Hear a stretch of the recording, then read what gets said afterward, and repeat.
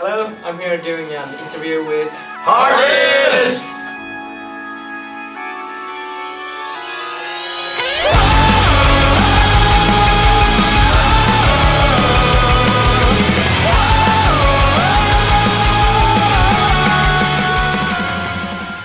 Chapter 1. I was in a band with Matt before this one for about, was it 2 years? Yeah. 2 years or so. And that band came to an untimely end. And So sad. We- Such a shame. Matt went his separate ways, I went my separate way, and a year later decided to start this band. And our other guitarist at the time and myself searched all over the internet for a singer and happened across Mr. Bryce over here on MySpace. yeah. And we messaged him and asked him if he wanted to be a part of the band, and we're going to try and do some heavy music, but put some more emotion into it and try to do something a little differently than typical hardcore metal bands in the scene are doing right now. And he said, yeah. And when was that? 2011? 10? It was like That was February of 2011. 11. Yeah. February 2011. Yeah. That was a while ago. What was your influences back then?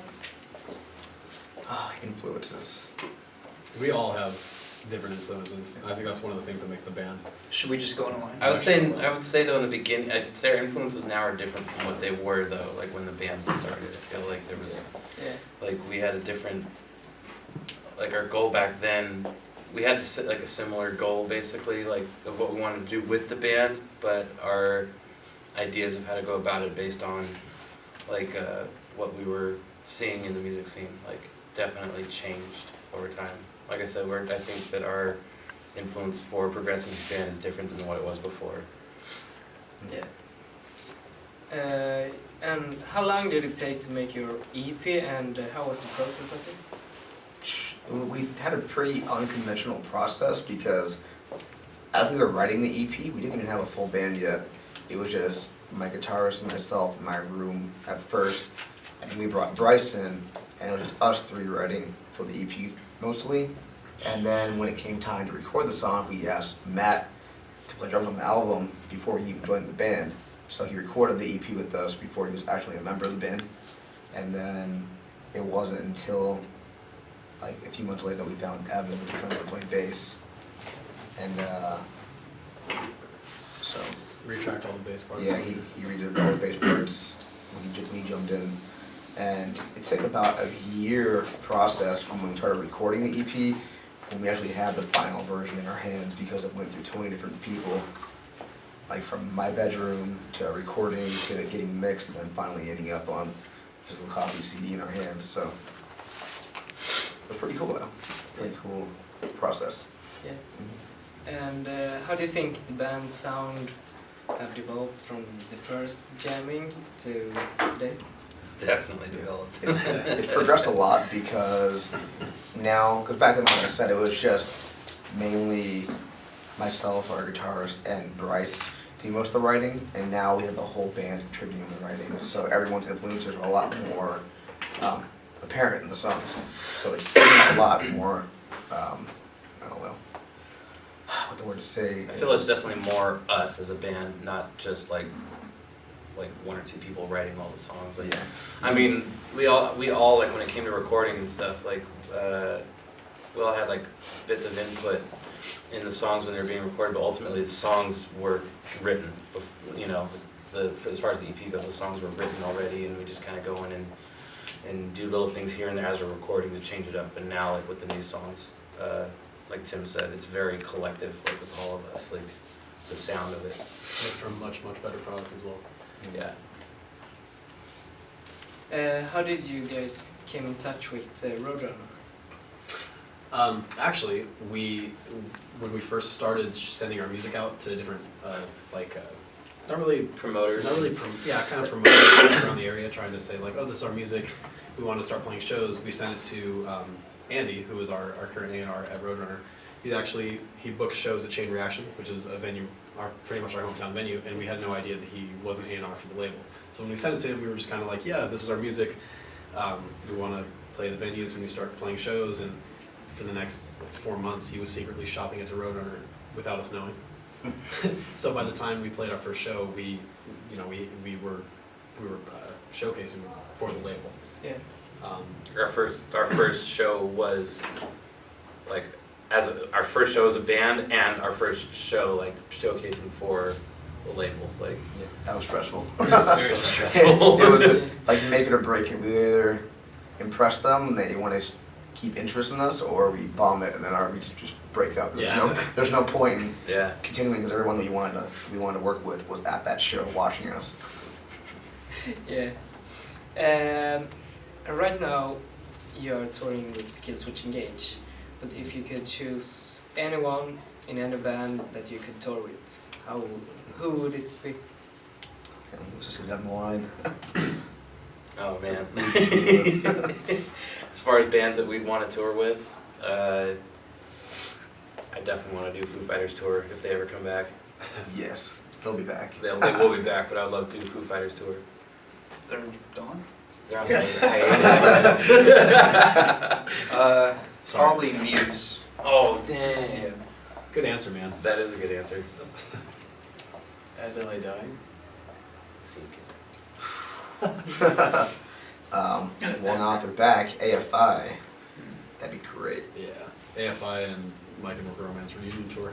Okay, so Heartist, Muse, AFI, and my band. Or we just do the reunion As tour I with lay Foo dying. Fighters, AFI, My Chemical Romance, Heartist. I feel like we need to break up and come back just so we can matter on that tour. And while you're on the road like this, do you ever take time to write new material? That We're laptop. doing it. We're doing it right now Yeah. on my computer. For a while, Try to at least. yeah, for a while for our first tour, we just kind of were focusing on getting our legs in of touring. And last tour, Evan started buckling down and writing a lot of stuff at the venues. As usual. He was writing like 10 minutes before we started our sets tonight. Yeah. Put his headphones down, walked out with the guitar, played the show. I mean, it's hit or miss because, I mean, we're ultimately just working constantly because we're on tour. It's like a constant, just hectic schedule. But sometimes we get lucky and have a nice room like this and time, and we can set up the laptops and try and put down some ideas and see if anything catches. So we try. Yeah. And where do you want to take this band? To the moon. Yeah, sky's the limit. We started this band. Day one was some pretty impossible goals. We were shooting for the stars for this band. We didn't want to put a limit on our potential, and we've been trying to go for our highest goals since day one. So we want this band to take us all the way to the top. We want to play everywhere in the world. We want to sell millions of albums. We want to be every single fan that we have out there. So You strive for, the stars, and you're gonna get pretty fucking close, So that's what we try and do with all our decision making, which is our ambition knows no bounds. Our drive to want to keep, to reach as high as possible, it's, the cool part about that is it challenges us. We're not just sitting there content with being in this one spot. It's like we always want to be one step higher. Shooting for greater.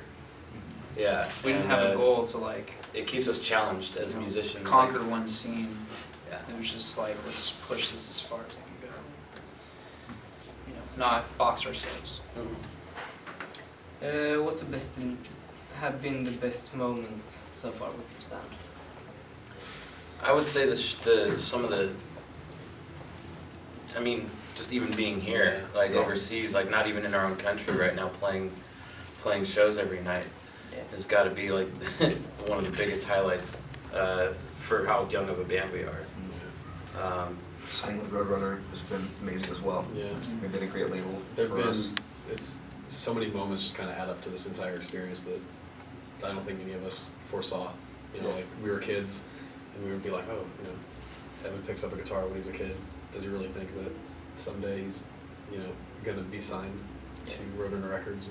Yes. touring Europe. Well, okay. It's the opportunities have been incredible. Now that we're actually here, it's like I've noticed that a lot of us have had those kind of moments like, wow, who would have thought in a year's time that we would already be over here A year ago, we were in my bedroom writing these songs and playing more playback and eating Taco Bell. and saying, oh, one day we're gonna tour and we're gonna get over here and blah blah, and then to stop and think and go back on like our Facebook timeline and go, wow, that was a year ago when we said, I wish we could do this, and now we're doing it. It's unreal. Yeah. Pretty much the best answer is now. Yeah. Now is the best time. Yeah. For sure.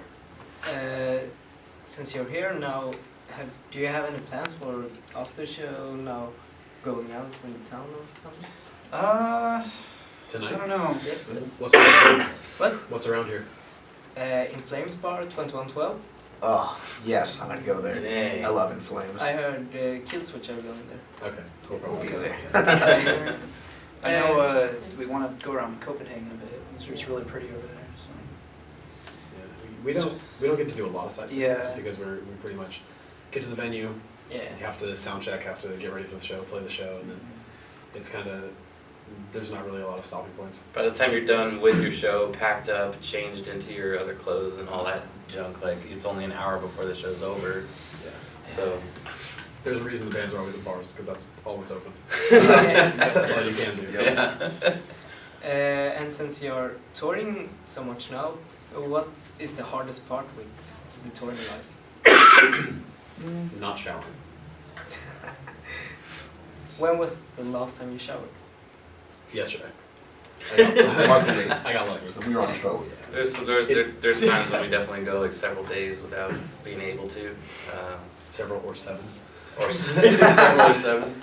Yeah. The hardest part about touring for me, I think, is just one of the obvious ones. I think would just be being away from family. Yeah. So I mean, that's something that no matter how long you've been touring, you don't ever really get used to. I don't think. Not having your own bed. It gets tough after a while because people probably think that, oh, they're in a rock band, they probably have a big tour bus, they stay in hotels every night. And that's true for some bands, but for young bands like us, we're in a small van with 7 dudes inside of it, cramped in there, sleeping on the floor every night. And sometimes we get lucky and we'll meet some awesome people and stay on their floors in their house. It's a little bit softer, but most nights we're in the van, freezing and uncomfortable, so that tends to suck. Do you ever feel uncomfortable going home with fans?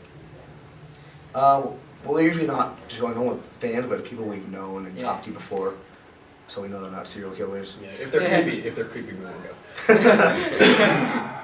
Yeah, and what will you do when you coming home from tour?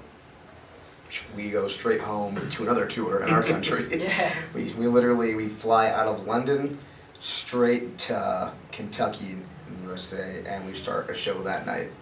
And we're out for 3 more weeks with Crown the Empire, Capture the Crown, Palisades, and Famous Last Words. So more touring. Yeah, after that, I think we finally have some time off. I think we're home for June and probably July. So we'll be sleeping in our beds and writing music and going to Disneyland. Yep. Alberto's. When do you think you will release some new material?